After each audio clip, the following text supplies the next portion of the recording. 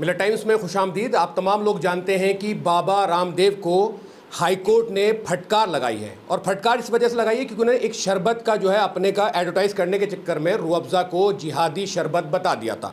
अब high court ने जब फटकार लगाई है तो उनको लेकर काफ़ी लोग जो है बहुत कुछ लिख रहे हैं। मेरे साथ शम्स तबरेज़ क़ासमी साहब मौजूद है। मैं जानने की कोशिश करूँगा सर, जिस तरह से शरबत को जिहाद बोला गया, जब न्यायमूर्ति ने ये कहा कि ये जो इनका बयान है ये अक्षम्य है, अस्वीकार्य है और इसको जो है बर्दाश्त नहीं किया जा सकता, आप इसको कैसे देखते हैं और क्यों इस तरह के जो है बयान ये लगातार देते रहते हैं?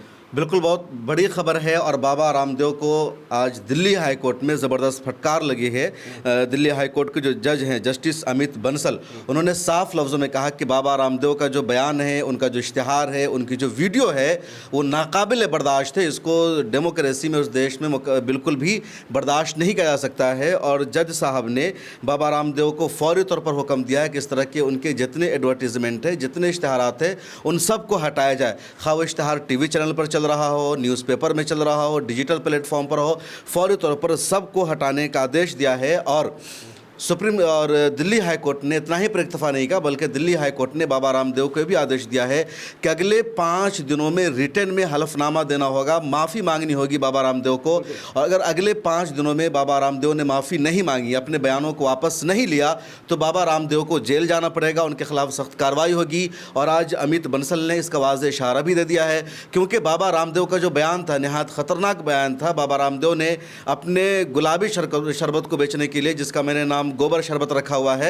उसको प्रमोट करने के लिए उन्होंने रूह अफ़ज़ा को बदनाम किया और रूह अफ़ज़ा को उन्होंने शरबत जिहाद से ताबीर किया, लेकिन उल्टा पड़ गया। रूह अफ़ज़ा की जो मार्केटिंग है वो बढ़ चुकी है। अब तो कुछ लोग गौमूत्र पीने की बात कर रहे हैं। तो बाबा रामदेव को ज़बरदस्त फटकार लगी है और आगे जेल भी उनको जानी पड़ सकती है। उन्होंने अपने बचाव के लिए कहा कि मैंने किसी ब्रांड का नाम तो लिया नहीं था, इसको कैसे देखते हैं? बाबा रामदेव ने झूठ बोला है, क्योंकि उन्होंने साफ लफ्ज़ों में कहा कि कुछ लोग शरबत के नाम पर शरबत जिहाद कर रहे हैं, उनके पैसों से मस्जिद और मदरसा की तामीर होती है। तो ये जो बाबा रामदेव का जुर्म है बहुत बड़ा जुर्म है और हाई कोर्ट इस तरह के बचाव से नहीं चलता। हाई कोर्ट को पता है कि उनकी इंटेंशन क्या थी, उनका मकसद था, इसी वजह से हाई कोर्ट ने फटकार लगा दिया है। कोर्ट के बाहर निकलकर जब उनके वकील ने मीडिया से बातचीत की तो वो आए बाएँ झाँकने लगे, बगले झाँकने लगे, कुछ जवाब उनके पास नहीं था। वो यही कह रहे थे कि हाई कोर्ट ने हमको अपनी बात रखने का मौका नहीं दिया, उन्होंने एक तरह से 2 मजहब के दरमियान नफरत फैलाने का काम नहीं था। जबकि बाबा रामदेव पर जो केस लगा है, 2 तरह का केस लगा है। बाबा रामदेव का एक जुर्म है नफरत फैलाने का, 2 कम्युनिटी के दरमियान लड़ाई कराने का, जो संगीन जुर्म है। दूसरा केस है अपने ब्रांड को प्रोमोट करने के लिए मिस इन्फॉर्मेशन फैलाने का, गलत प्रोपेगेंडा करने का। तो 2 तरह के सेक्शन के तहत बाबा रामदेव के खिलाफ कार्रवाई हो सकती है और दोनों में उनको जेल जाना पड़ सकता है। मैंने नोट किया, अभी मैं इस इंटरव्यू से पहले मैंने देखा कि क्या बाबा रामदेव पर कार्रवाई हो सकती है। तो बाबा रामदेव का एक जो एंगल है वो है नफरत फैलाने का, समाज में दंगा भड़काने का। जो उनका बयान है शरबत जिहाद वाला, जैसे लव जिहाद चल रहा है, लैंड जिहाद चल रहा है, यूपीएससी जिहाद चल रहा है, उसी तरह का बयान है बाबा रामदेव का। तो बाबा रामदेव के इस बयान की वजह से सेक्शन 153 के तहत मुख्तलिफ ग्रुप के दरमियान नफरत फैलाने की वजह से बाबा रामदेव को 3 साल की जेल की सज़ा हो सकती है। उसके अलावा सेक्शन 295A के तहत भी 3 साल की सज़ा हो सकती है, जहाँ किसी धर्म के ख़िलाफ़ बोलना, नफ़रत फैलाना। इसी तरह एक और सेक्शन है 298, इसके तहत भी 1 साल की बाबा रामदेव को सज़ा हो सकती है। इसी तरह 505 के तहत भी बाबा रामदेव को 3 साल की सज़ा हो सकती है, जेल जाना पड़ सकता है। और ये जो सारे सेक्शन हैं उन लोगों पर लगाए जाते हैं जो इस तरह का बयान देते हैं जिससे किसी धर्म के ख़िलाफ़, जिसमें किसी धर्म का जिसमें अपमान हो, जिसमें 2 धर्मों के दरमियान लड़ाई करने का काम किया जाए, जिसमें किसी का अपमान किया जाए और उसमें मज़हब एक बुनियाद बनता हो। उसके अलावा बाबा रामदेव का जो दूसरा जुर्म है वो ये है कि उन्होंने अपने ब्रांड को प्रमोट करने के लिए दूसरे ब्रांड को नीचा दिखाने की कोशिश की है। रिलीजन की बुनियाद पर, मज़हब की बुनियाद पर उन्होंने कहा कि मेरा ब्रांड ख़रीदो, दूसरा ब्रांड ख़रीदोगे तो, या दूसरे कंपनी का प्रोडक्ट्स ख़रीदोगे तो उससे जिहाद को प्रोमोट मिलेगा, मस्जिद की तामीर होगी, मदरसा की तामीर होगी। तो ये जो है अपने ब्रांड को प्रमोट करने के लिए मिसलीडिंग में आता है। मिसलीडिंग इस वजह से कि बाबा रामदेव की जो कंपनी है प्राइवेट लिमिटेड कंपनी है, मुकम्मल तौर पर इसका जो प्रॉफिट है बाबा रामदेव और उनके जो शेयर होल्डर है उनको जाता है। जो हमदर्द है वो एक नॉन प्रॉफिट कंपनी है। हमदर्द नॉन प्रॉफिट कंपनी एक चैरिटेबल कंपनी ये है कि उसका जो भी प्रॉफिट आता है तो उससे स्कूल चलते हैं, कॉलेजेस चलते हैं या चैरिटेबल कामों में उसका पैसा जाता है। लेकिन बाबा रामदेव की जो कंपनी है हैं वो एक प्रॉफिट कंपनी है, पूरा प्रॉफिट ये लेते हैं। और बाबा रामदेव कह रहे हैं कि अगर हमारा शरबत आप पियोगे तो इससे गुरुकुल बनेंगे या हिंदुओं के फलाह बहबूद के लिए काम होगा, जबकि रूह अफ़ज़ा पीने से उनकी जो कम्युनिटी है उनके फलाह बहबूद के लिए काम होता है। जबकि बाबा रामदेव की कंपनी से कोई भी गुरुकुल नहीं बनता है, हिंदुओं की भलाई के लिए कुछ काम नहीं होता, ये पूरा पैसा खुद हजम कर जाते हैं। उन्होंने सर आपने उनकी कोई एक दूसरी वीडियो आई थी, उन्होंने कहा कि हमदर्द ने जितनी इनकम की है उसके बावजूद कोई गुरुकुल बनाया हो तो हमें दिखा दे, ऐसी उन्होंने बात की। उन्होंने कहा कि जिहादियों को मजबूत करो, क्योंकि लोग उनको ट्रोल कर रहे थे। तो उन्होंने उस वीडियो में ट्रोलर्स को जवाब दिया और यहां तक कह दिया कि आप आतंकवादियों को भी मजबूत करना चाहते हैं इस शरबत को खरीद कर।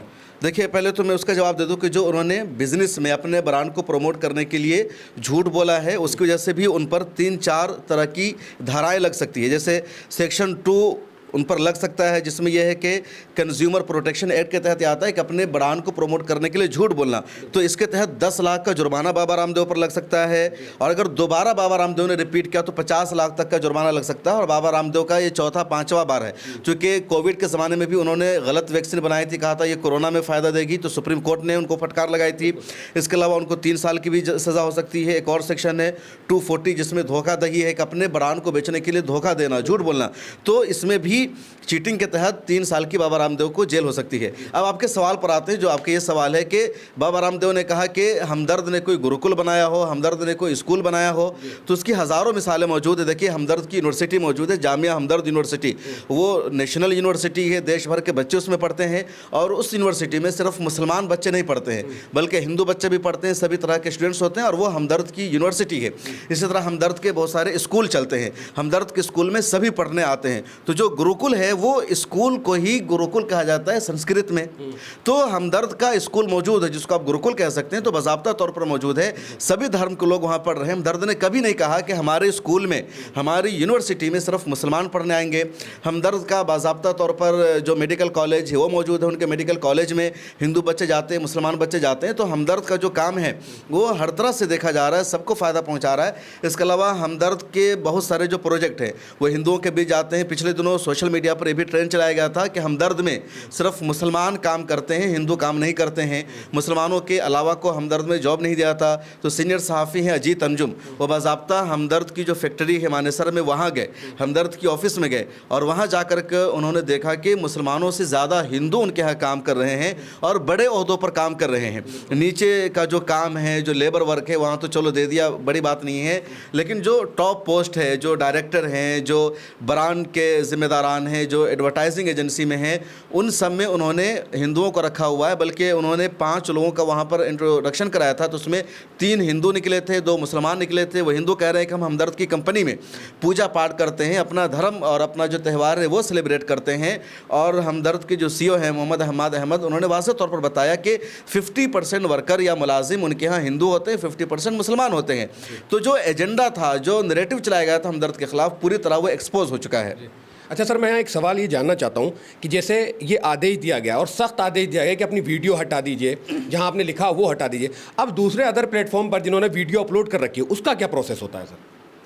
सुप्रीम कोर्ट ने फिलहाल एडवर्टीजमेंट को लेकर के कहा है, तो जो भी बतौर एड के इश्तिहारात के चल रहा है, खा वो यूट्यूब पर हो या किसी भी प्लेटफॉर्म पर हो, उन सबको हटाना होगा। अगर नहीं हटाया जाएगा तो बाबा रामदेव से सवाल किया जाएगा। कहीं भी कोई वीडियो देखती है तो उसके लिए भी बाबा रामदेव जिम्मेदार होगा। हाँ, जो न्यूज़ के तौर पर दिखाया गया है, जो न्यूज़ के तौर पर सोशल मीडिया पर पोस्ट हुए हैं, उसको तो नहीं हटाया जाएगा, लेकिन जो भी एडवर्टीजमेंट के तौर पर है उन सबको हटाना ज़रूरी हो गया है। और 5 दिन का सिर्फ टाइम मिला है बाबा रामदेव को, 5 दिन में रिटर्न में उनको देना होगा। ये जो 5 दिन का उनको टाइम दिया गया है, इन 5 दिनों में उनको अपने तमाम इश्तिहारात को हटाना होगा। कई मरतबा क्या होता है, पेड न्यूज़ चलती है, यानी बाबा रामदेव को अपनी वीडियो को प्रमोट कराना था, तो अब उसको कई मरतबा ऑफिशियली वो न्यूज़ के तौर पर नहीं कर सकते थे। तो उन्होंने कहा कि कुछ चैनलों को पैसा दिया और कहा कि तुम हमारी वीडियो को सोशल मीडिया पर डाल दो, इस पर एक न्यूज़ बना दो।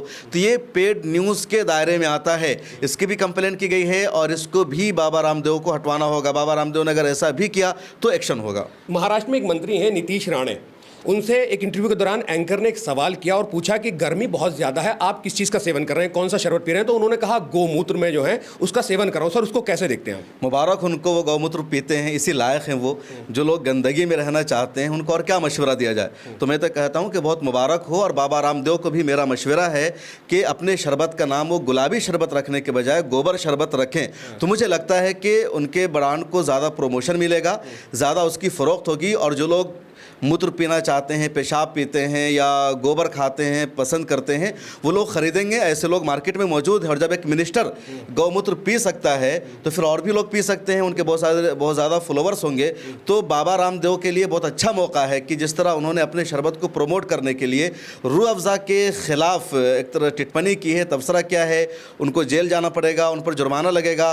तो इन सब से बचने के लिए अच्छा ये है कि अपने शरबत का नाम वो रखें गोबर शरबत, और उनका फ्री में प्रमोशन हो जाएगा, लोग पीने भी लगेंगे, उनको जेल भी नहीं जाना पड़ेगा, उनकी मार्केटिंग भी बढ़ जाएगी। क्योंकि ऐसे भी पतंजलि का जो प्रोडक्ट है ज़्यादातर में वो गौमूत्र का इस्तेमाल करते हैं और उनके जो चाहने वाले हैं वो ख़रीदते हैं। तो ऐसे लोगों को क्या ही जवाब दिया, जब लोगों का ये मेयार हो चुका है कि वो गौमूत्र पीते हैं, कोई गोबर से अपना इलाज करता है, कोई गोबर को साबुन की जगह बदन पर लगाता है। अब तो लोग इनसे सवाल कर रहे हैं कि अगर तुम सच में करते हो तो ज़रा सा लाइव करके दिखा दो ताकि दुनिया को पता चल सके, या फिर ये लोग बेवकूफ़ बनाने का काम करते हैं। अब ये जाने, इनके लोग जाने। मैं तो बस मुबारकबाद देना चाहता हूँ कि इंडिया इतनी तरक्की कर चुका है कि यहाँ लोग अब गोबर का शरबत पी रहे हैं, गाय मूत्र का शरबत पी रहे हैं। ठीक है सर, बहुत बहुत शुक्रिया हमसे बात करने के लिए। तो आप तमाम लोगों को बता दूं कि 5 दिन का वक्त बाबा रामदेव को दिया गया है और 1 मई को एक बार फिर इस पूरे केस में जो है वो सुनवाई होगी। आप तमाम लोगों का क्या कुछ कहना है इस शरबत जिहाद को लेकर, या जो कुछ दिल्ली हाई कोर्ट ने बाबा रामदेव को आदेश निर्देश दिए उसको लेकर, इस वीडियो कमेंट सेक्शन में हमें कमेंट्स करके ज़रूर बताएं। और तमाम सोशल मीडिया प्लेटफॉर्म पर मिल्लत टाइम को फॉलो और सब्सक्राइब ज़रूर करें। शुक्रिया।